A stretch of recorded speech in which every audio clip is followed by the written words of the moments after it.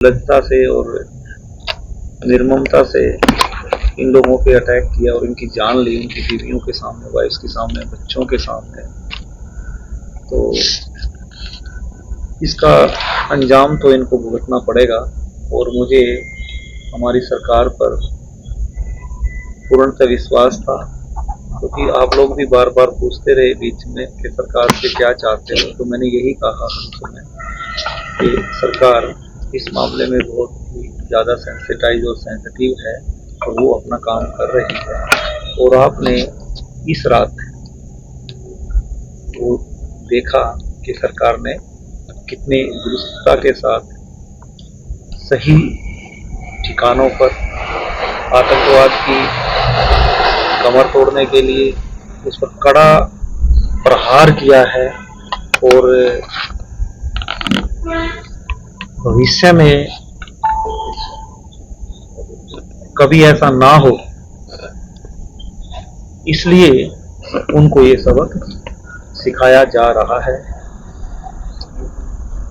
Sir, operation सिंदूर का नाम दिया गया है। जिस तरह से ये अटैक किया गया, हिजबुल के और लश्कर के कई ऐसे बंकर हैं जो तबाह हो गए, कई आतंकी जो हैं जो नुकसान पहुंचाने आए थे, उन्होंने कहीं ना कहीं इस पूरे मामले को, ऑपरेशन सिंदूर के बारे में क्या कहेंगे इस पूरे मामले में?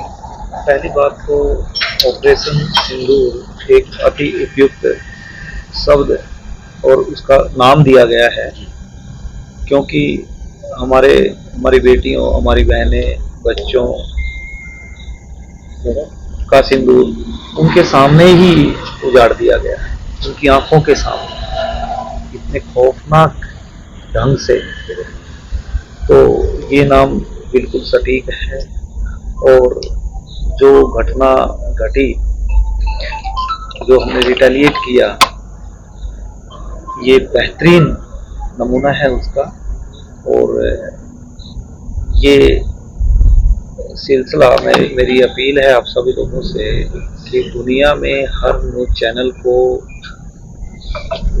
ये चीज़ें टेलीकास्ट कर देनी चाहिए, बता देना चाहिए और सभी देशों को, राष्ट्रों को एकजुट करने की अपील करनी चाहिए कि इस आतंकवादी विचारधारा को,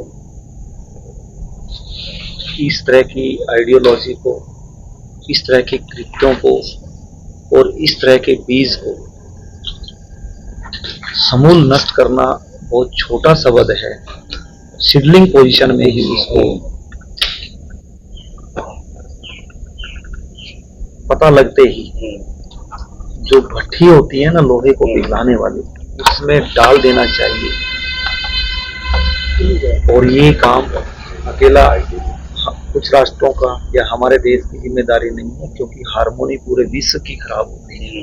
तो इसमें विश्व के सभी राष्ट्रों को एकजुट होकर के इसके खिलाफ काम करना चाहिए। एक मूवमेंट चलानी चाहिए कि जैसे भी दुनिया में इसको लोग कहीं पर भी पता लगता है कि कुछ इस तरह की हरकत है, इस तरह की आइडियोलॉजी है, ऐसी विचारधारा पनप रही है, ऐसे ब्रेन वॉश कर रहे हैं, ऐसा होना या आशंका लगे, तो